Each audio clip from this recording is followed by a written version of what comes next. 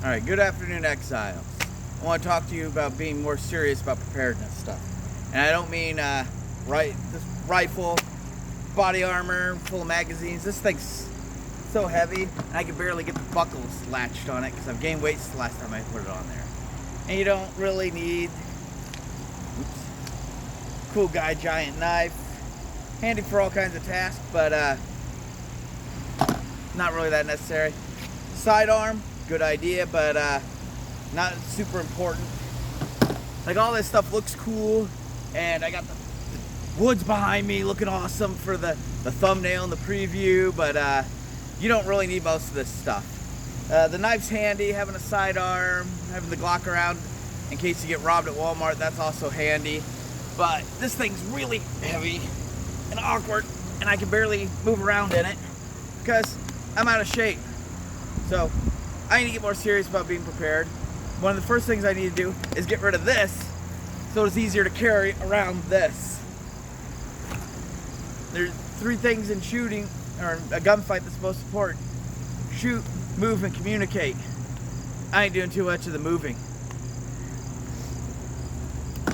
Having a cool guy AR, lots of mags, lots of ammunition around. I got a box of 1,000 rounds of 300 blackout for the other AR. But you know what I'd be better off doing instead of buying that? More water filters.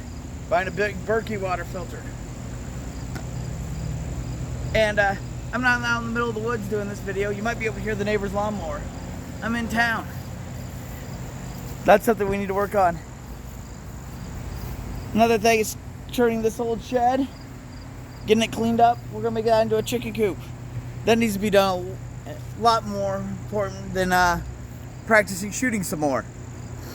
Yes, practicing shooting is important, but eating. I don't know about you, but I've never met anybody who's been in more gunfights than they've eaten meals. We got the pool here. It needs put up for the winter, but it's a great way to store water to flush the toilets with in case of power outage during the summer. But we can't drink that water. So again, we need that $200 Berkey water filter, much better buy than an extra 1,000 pounds or an extra 1,000 rounds of 300 blackout. Behind the shed there, we got all those buckets of food. Those all need put away. Heck, the yard needs mowed. These are all stuff that needs to be done. And instead of buying ammunition stuff, like I said, more likely to eat than you are to get shot at. So go to the store, buy some extra green beans, extra corn, whatever you eat. Keep a journal of what you eat. When it's on sale, buy extra. Learn to can. This is awesome. Chicken taco soup. It's delicious. Obviously, I eat too much of that.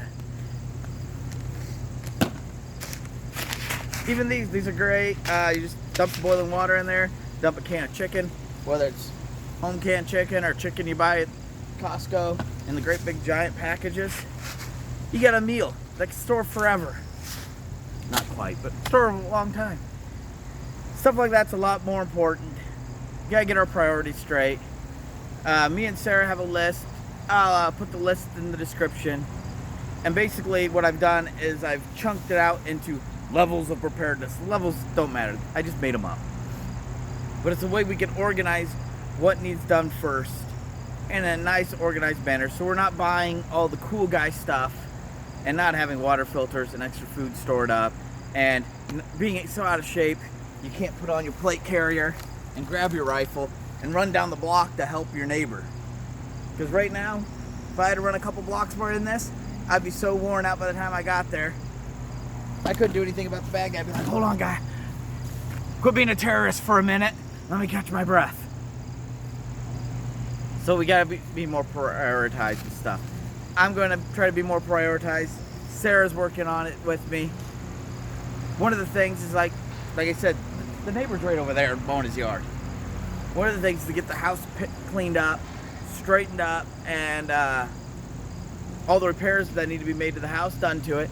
That way we can move out to a farm and have even more food and more land and stuff in case we need, in case things get really bad like 1930s And we need to have friends and family come hang out with us, part of our preparedness group, and live on the farm with us because they lost their house due to the Depression or something.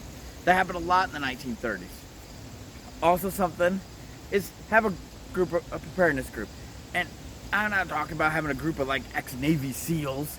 I'm talking about having a group of well-rounded, good people that you can depend on, that are like-minded and are slowly getting their life organized and getting their stuff better and prioritizing stuff right. And if they're not prioritizing stuff right, help lead them to do it. I wish we had a bigger group, and I wish we had a group that had more experienced preppers than me in it that could be like, hey dude, quit buying all that extra ammunition and go for a walk. And I'm trying to lead my group through it as Thomas wanders through the back of the video. So I hope you find this inspiring. I hope this helps you. We need to start getting our houses in order and then helping those around us to get their houses in order. That's why I changed my tagline to the line from Nehemiah. I did a whole video on Nehemiah recently. I'll throw it in the comment section, a link to it in the comment section too. Maybe if I can figure out how to do it, I'll do the pinning the video up here or here or wherever the pins go. If I can figure out how to do that. So that's pretty much it for now. I hope you find this inspiring. I hope this helps you. I hope you go out there and start getting your priorities straightened out and make a list of stuff that you need to cover first. The most important things like food, water, shelter, and then worry about the cool guy stuff. Right, Thomas? Yes, and also don't eat poisonous stuff. Don't eat poisonous stuff. Good idea. So I gotta get the van straightened up, cleaned out. And then start working on cleaning up the yard and getting the outdoor kitchen set up and more organized. So that's the end of this video. I'm not going to ramble anymore. So I hope you find it inspiring and hope it helps you out. And remember, we, his servants, will start rebuilding.